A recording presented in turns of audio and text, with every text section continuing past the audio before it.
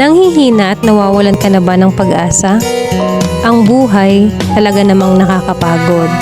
Sino nga ba naman ang di mapapagod kung sa araw-araw na lang dadatnan ka ng pagsubok na talaga namang ubos na ubos ang lakas? Yung tipong kakatapos lang ng isa, ayan na naman yung kasunod.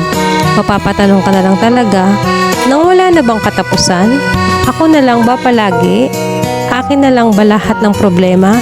Ang hirap, di ba? Pero sabi nga, habang buhay may pag-asa. Hindi ka bibigyan ng Diyos ng pagsubok na hindi mo kakayanin. Dahil bago niya ibigay sa iyo yan, alam niyang kaya mong pagtagumpayan at lampasan anuman yan.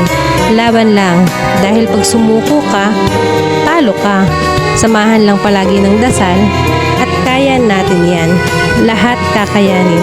Kaya kahit ang hirap-hirap na, ang pagod-pagod na, laban lang, laban pa. Pasasaan ba't magiging okay din lahat? Di man ngayon pero sure darating.